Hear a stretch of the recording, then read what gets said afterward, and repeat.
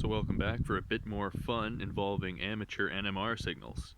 And this is the same induction coil I had set up in the last video, only now it's located within the confines of another coil that I wound that I'll discuss a little bit about later. The induction coil is also mounted on a wooden staff that allows me to move it around and stick it in the ground anywhere and control the orientation and look for a place where the signal quality is really good. Right now I'm just out in the yard because this more intricate rig is a little bit harder to transport, but this is far from an ideal location. There's a lot of mains hum which interferes with the SNR, and also the magnetic field is really not that homogeneous here, which is a problem for a reason I'll explain later. So this is the same receiver I had in the last video, only it's boxed up now and with a different switch, and I'm still using the same little piezo earpiece, and I've included some means to get these signals out onto a PC. There's also the same drill battery, which cranks a solid amount of current and lasts a long time, and it's convenient to recharge, so it's a really good foundation for a project like this.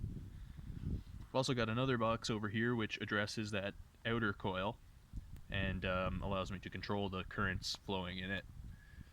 So I had a friend who was interested in the NMR content but had no background in the field, so I decided I was going to put together this little toy model of a proton. So in the water we have these protons that because they're magnets like a compass, they want to align in the local magnetic field, and they actually don't just bounce back and forth harmonically like this, because they're also spinning about that axis. They have intrinsic angular momentum. So if you deflect this magnetic moment away from the ambient field and let it go, it sort of spins back to equilibrium.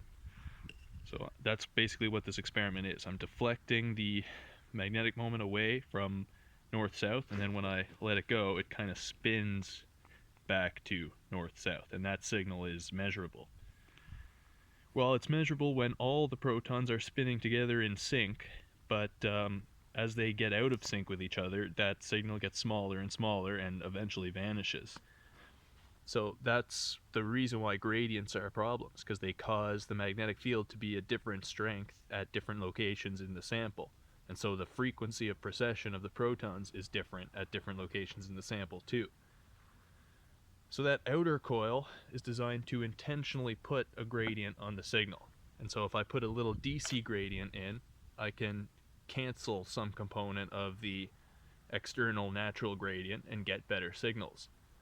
The other thing I can do, which I did in the little experiment, is to send a sine wave into the gradient box and into the gradient coil.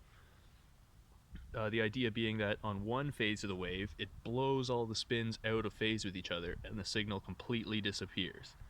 But then when that wave reverses phase and the current's going the other way, it will recollect all the spins into phase and the signal will re-emerge. So I thought that would be a cool thing to try, and I have here some signals. So these are the regular free induction decays, little focus issue, little exponential wedges, and here's with some different sine waves applied.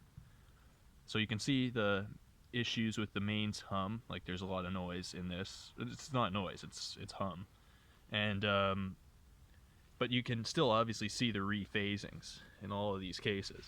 So this is quite reliable, quite repeatable, and it changes frequency as I change the frequency of the wave applied, so that they match very well. So that's really cool. I can blow the spins away and cause the signal to completely disappear and recollect them. So the other thing I did was to put two samples side by side in the chamber of the coil, and to arrange the gradient so that it was causing each sample to ring at a different average frequency. And so this is another signal. There's the free induction decay, and there's when I put a DC gradient across it with two samples. So the two samples are ringing at different frequencies, and there's an obvious beat that can be seen. And this beat has the properties that you'd expect. It speeds up as you increase the DC gradient. and it has an obvious sine wavy shape where it's actually flipping polarity about 0. Like, it's a little different than the sine wave gradient experiment. So anyways, it absolutely seems that I can control these spins, and that's important for the imaging application. You'll notice that if I had 2 bottles of water and I applied a gradient across and I was getting 2 different frequencies, like, this signal is kind of a map of where the water is in one dimension. So this is the foundation of the field of MRI, of imaging using magnetic resonance. So I thought that was pretty cool, and I basically feel like I'm at the end of the chapter on NMR, and I'm ready to try some amateur MRI. So that's it. Thanks for watching.